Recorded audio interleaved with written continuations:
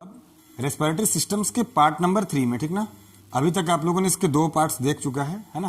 पहला कौन सा था? पार्ट 1, जिसमें हम लोगों ने बात किया था कि रेस्पिरेशंस क्या होता है, रेस्पिरेशंस के डेफिनेशंस, मीनिंग, और उसी डेफिनेशन में आपको मिला था कि ये एनर्जी देता है, ठीक ना, रेस्पिरेशंस, ठीक। वो कैसे होता है? हमारे खाने में 6 कार्बन का ग्लूकोज होता है, फिर वो 3 कार्बन वाले पायरेट में चेंज होता है। पूरी प्रोसेस को उसके तीनों ईस्ट में, ह्यूमन में, मसल्स क्रैम्प वाला, लैक्टिक एसिड फर्मेंटेशन वाला, सब हम लोगों ने पहले वाले वीडियो में देखा था। दूसरे वाले वीडियो में रेस्पिरेटरी ऑर्गन्स जितने भी होते हैं, उनके प्रोसेसेस, उनके वर्क, उनके एक्शंस, उनके अदर्स नेम, ये हम लोगों ने देखा था। और थर्ड वाले में हम लोग देखते हैं रेस्पिरेटरी सिस्टम्स का पार्ट नंबर 3, ठीक है ना, क्लास 10 सीबीएसई, ठीक है। बात करते हैं स्टेजेस ऑफ रेस्पिरेशन, ठीक ना। स्टेजेस ऑफ रेस्पिरेशन, रेस्पिरेशन कितने स्टेज में होगा, ठीक है स्टूडेंट्स। तो इस बात को आप जानो, मेनली 2 ही स्टेजेस में होगा, एक एक्सटर्नल रेस्पिरेशन, एक इंटरनल रेस्पिरेशन, ठीक है ना। एक्सटर्नल रेस्पिरेशन, इंटरनल रेस्पिरेशन, ठीक है। एक्सटर्नल बाहर होगा, सेल के बाहर, इंटरनल सेल के अंदर। समझ में आ रहा है बात ना। ये जो एक्सटर्नल है, जो सेल के बाहर होगा, वास्तव में ये कैसे होगा समझो। तो रेस्पिरेशन में होगा क्या? ब्रीदिंग करेंगे आप, वही रेस्पिरेशन है। और ब्रीदिंग अब 2 लोगों में देखा जाएगा, किसमें किसमें? एनिमल्स में और प्लांट्स में, ठीक है ना। बात एनिमल्स की करें तो एनिमल्स वाले सारे प्रोसेसेस को वीडियो नंबर 2 में बताया जा चुका है। मैकेनिज्म वीडियो नंबर 1 में, प्रोसेसेस को समझाया जा चुका है वीडियो नंबर 2 में। दोनों देख लीजिएगा आप, उन दोनों वीडियोज के लिंक इस वाले वीडियो में हम आपको दे देंगे, ठीक है। चलिए, एनिमल्स में स्टूडेंट्स होने के लिए हैविंग ए स्पेसिफिक सिस्टम, एक रेस्पिरेटरी सिस्टम होता है, एक स्पेशल, एक पार्टिकुलर टाइप ऑफ सिस्टम होता है ना। किसके लिए? ह्यूमन के लिए। उसके बारे में बहुत नहीं बता रहे, ठीक है। थोड़ा सा देख लीजिएगा। एलुवेलाई आपने देखा था ना। Alveoli was very important respiratory organs into the human system. आपने देखा ह्यूमन के ऑर्गेनिक सिस्टम में, रेस्पिरेटरी सिस्टम में सबसे इंपॉर्टेंट कौन था? एलुवेलाई। क्यों? Because the gaseous exchanging was taking place here, it was the main exchanging site, ठीक ना, where oxygen was entering and carbon dioxide was releasing, ठीक है ना। वो देखा था आपने। चलो उस वाले प्रोसेसेस को समझते हैं, पर थोड़ा समझ लेते हैं होता क्या है। एलुवेलाई के थ्रू किसी तरह से ऑक्सीजन स्टूडेंट्स इनहेल हुआ। जब इनहेलेशन हुआ ऑक्सीजन का, तो एलुवेलाई के थ्रू ऑक्सीजन गया अंदर बॉडी में, और बॉडी में हम लोगों ने पहले से भोजन ले रखा है, तो उस फूड में, फूड मतलब समझ रहे हैं आप ना, वही आपका जो कार्बोहाइड्रेट है जिसको आप शुगर कहते हैं, उसमें कार्बन है अवेलेबल, ऑर्गेनिक कंपाउंड होता है वो। ये O2 उस फूड से मिला, एंटर। अच्छा, कैसे मिला वो भी आप जानते हैं, मिक्स विथ ब्लड। ब्लड कैसे? ब्लड वेसल्स से। एलुवेलाई के नीचे बहुत सारे नंबर ऑफ ब्लड वेसल्स होते हैं, उनसे जाकर के ऑक्सीजन मिल जाता है, तो ऑक्सीजनेटेड ब्लड हो जाता है। और उस फूड में कार्बन है, और कार्बन इस ऑक्सीजन से मिलकर के क्या रिलीज किया? CO2 और एनर्जी। एनर्जी तो हमारे वर्क के लिए, लेकिन CO2 is not essential for us, ठीक ना। We need to release this out, हम इसे बाहर करेंगे, but how? Okay, it will be also helpful alveoli once again. तो इसको बाहर करना वो क्या कहलाता है? एक्सहेलेशन। लेकिन कौन बाहर करेगा? Through the alveoli. Understands? This was very short terms explained here, okay. For more information you must have to visit video number 2, ठीक ना। आइए बात करते हैं। तो एनिमल्स में समझ में आ गया आपको। चलिए बात करते हैं प्लांट्स में। प्लांट्स के बारे में समझ लो स्टूडेंट। पहली बात तो प्लांट्स मल्टी सेलुलर होते हैं, फोटोसिंथेटिक होते हैं, इनहेल करते हैं O2 को, एक्सहेल करते हैं CO2 को। लेकिन कैसे करते हैं? क्योंकि इनके पास होता है स्टोमेटा ना। इनके पास क्या होता था? एक स्पेसिफिक सिस्टम होता था, एक स्पेसिफिक ऑर्गन का एक वेव नेटवर्क होता था, और ये करते हैं स्टोमेटा से। स्टोमेटा क्या होता है? एक माइन्यूट पोर होते हैं, बहुत होते हैं, ठीक है ना, माइन्यूट पोर होते हैं, छोटे छोटे। तो ये क्या करते हैं स्टोमेटा स्टूडेंट्स? क्लोजिंग और ओपनिंग करते हैं, और इसी क्लोजिंग और ओपनिंग में ये अपना रेस्पिरेशन कर लेते हैं। कौन? प्लांट्स। अंडरस्टैंड्स?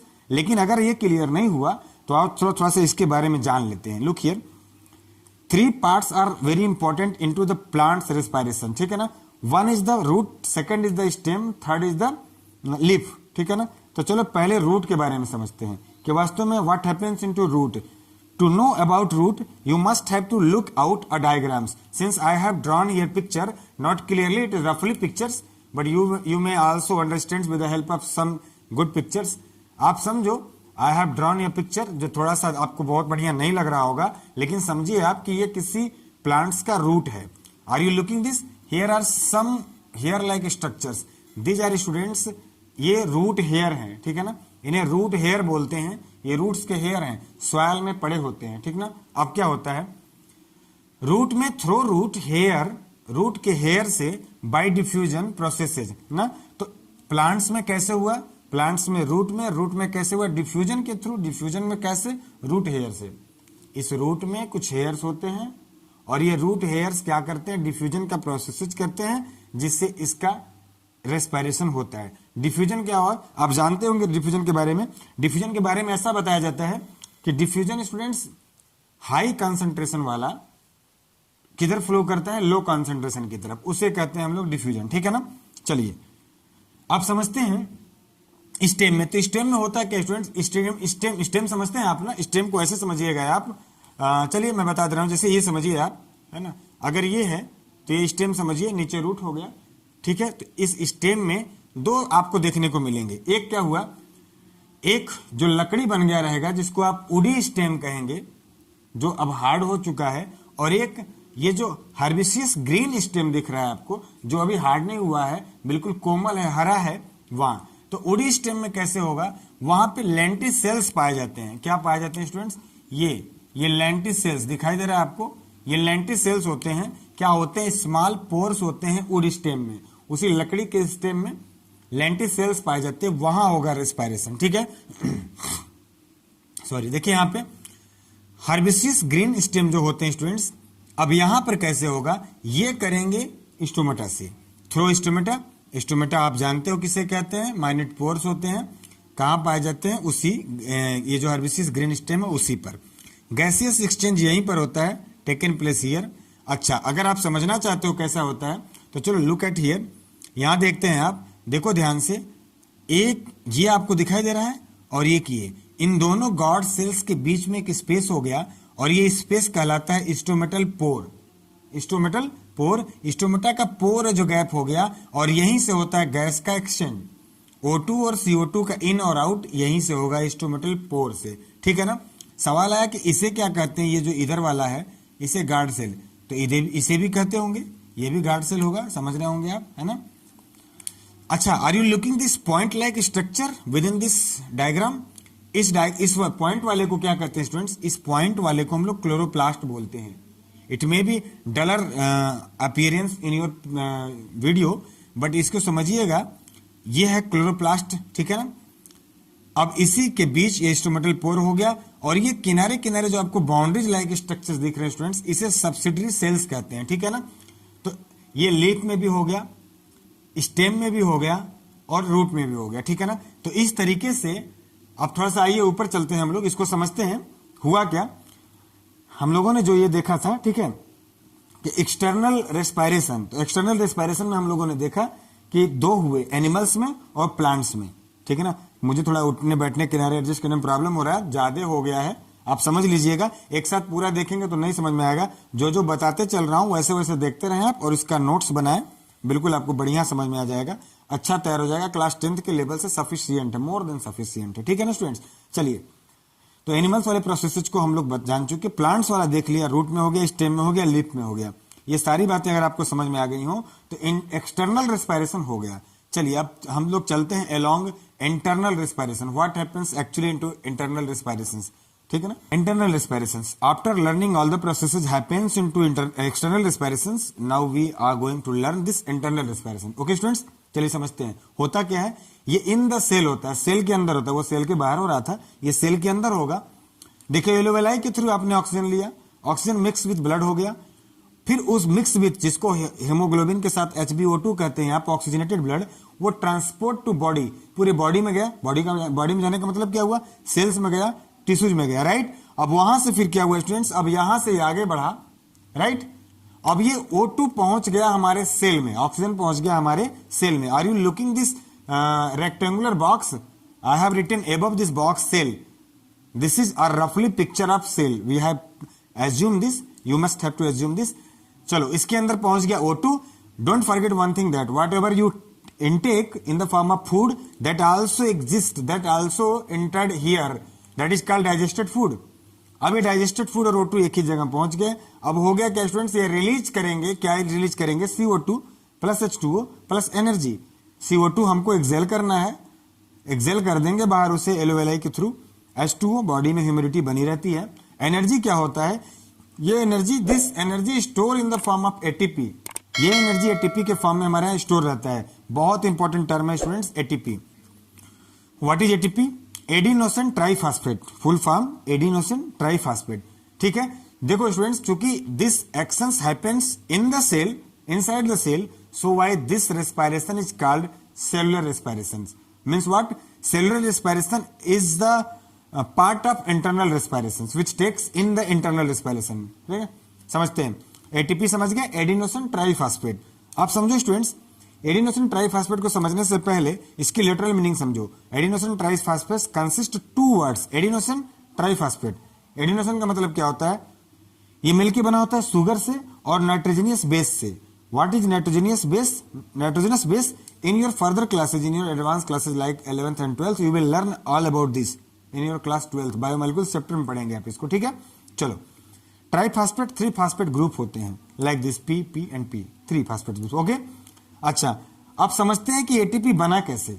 ठीक है ना स्टूडेंट, मत भूलो आप इस बात को कि हमारे सेल में पहले से ही साइटोप्लाज्म में, सेल में बहुत सारे पार्ट होते हैं, माइटोकॉन्ड्रिया, सेल्स, न्यूक्लियस। उसी में स्टूडेंट सेल का एक पार्ट है साइटोप्लाज्म, 70% सेल का हिस्सा होता है ये। ठीक है, वहां पहले से एक एनर्जी स्टोर होती है जिसको हम लोग कहते हैं एडीपी। देखो, एटीपी ज्यादा एनर्जी रखता है, स्टोर करता है, एडीपी कम एनर्जी, लेस एनर्जी रखता है। इससे एक फास्फेट जब अटैच हुआ तो इसने एनर्जी बनाया बहुत बड़ा सा और एनर्जी स्टोर कर लिया, उसका नाम क्या है? एटीपी।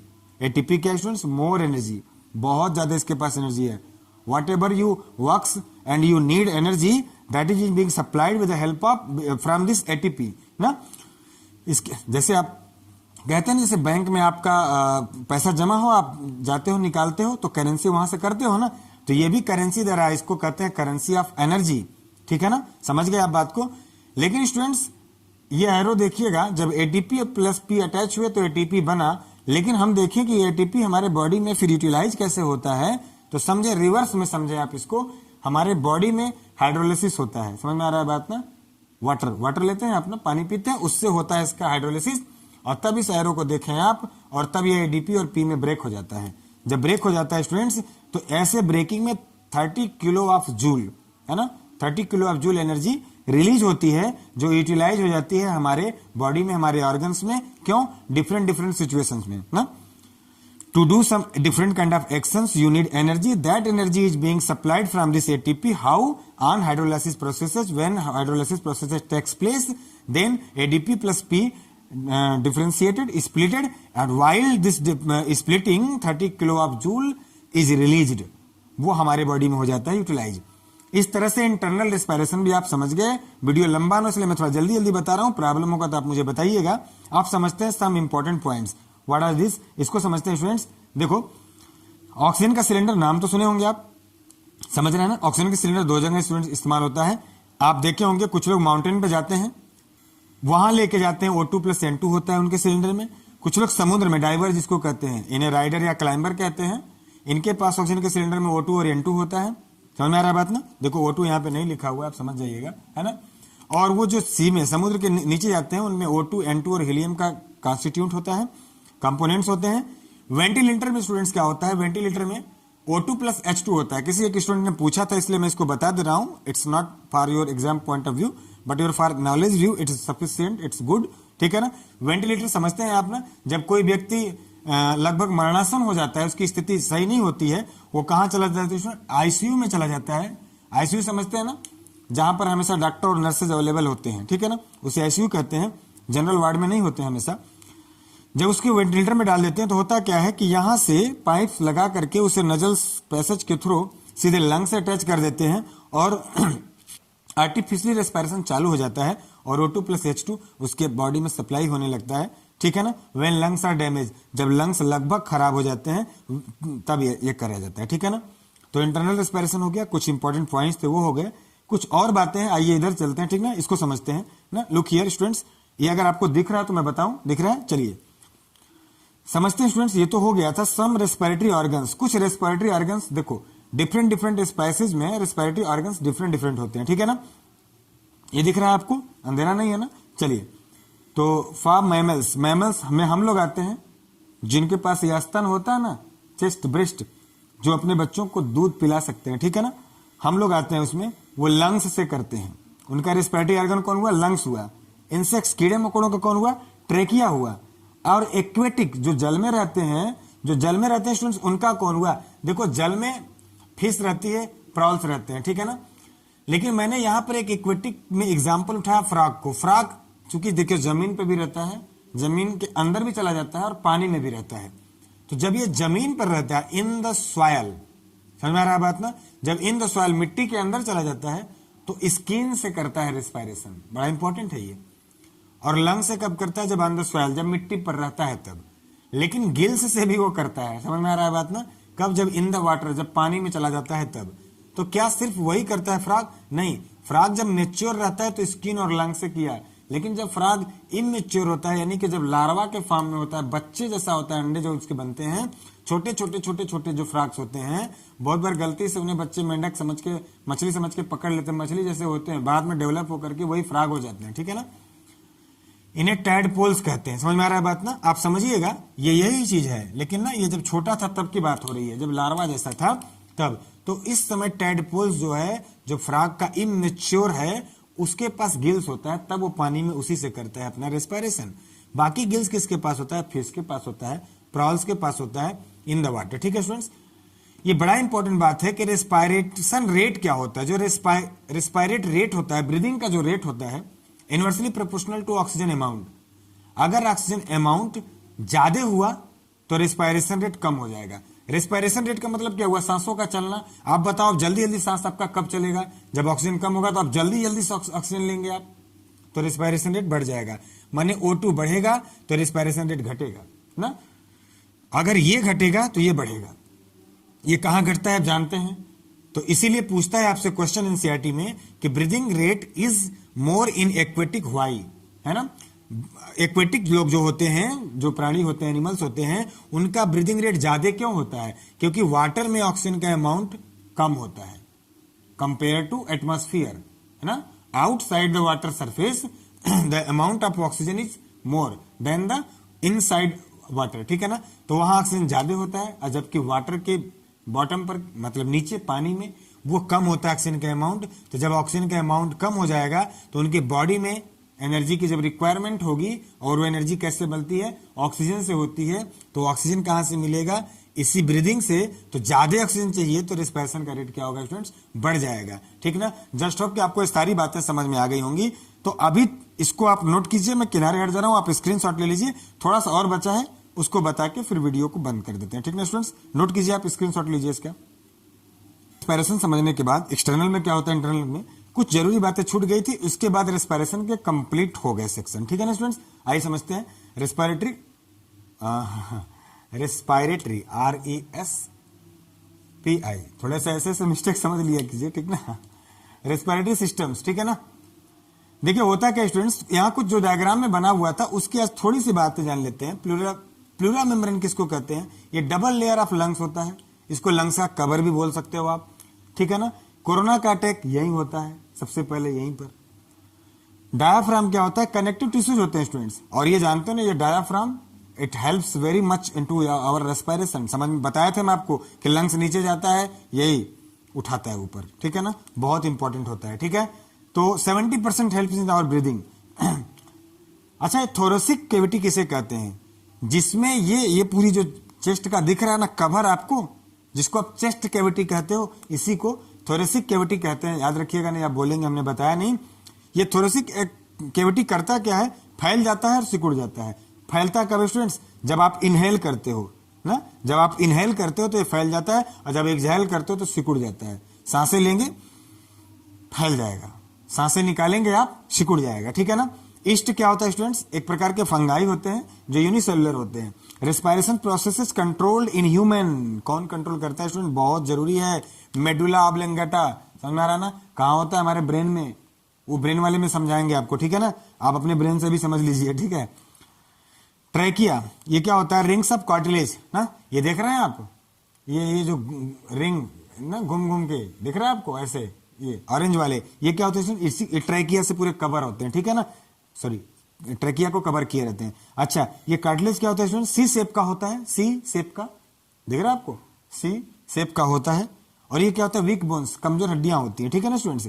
अच्छा, कुछ सिंगुलर और प्लूरल, बच्चों को कंफ्यूजन होता है, आप समझ लीजिएगा। ब्रोंकस किसे कहते हैं, सिंगुलर फॉर्म ऑफ ब्रोंकस, है ना, ब्रोंकस सिंगुलर होता है और इसका प्लूरल क्या होता है, ब्रोंकाई।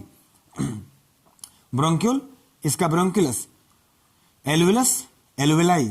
चलो ये तो हो गया, थोड़ी सी बातें कर लेते हैं स्टूडेंट्स। ये ब्रोंकस देख रहे हैं आप, जब यहाँ पे बैक्टीरिया अटैक करते हैं तो व्यक्ति को एक सांस की बीमारी रहती है जिसको बाद में अस्थमा कहते हैं, अस्थमेटिक अटैक आता है उसको स्टूडेंट्स। यही ब्रोंकस पे जब बैक्टीरिया कवर करके इसको खा जाते हैं, इटन अप कर लेते हैं, तो स्टूडेंट्स उसको एक बीमारी रहती है, उसका नाम है ब्रोंकाइटिस।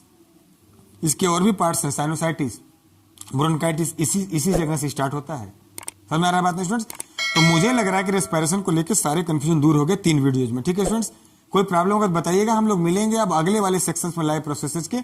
यहां तक वीडियो देखने के लिए थैंक यू, मिलते हैं अगले वीडियो में।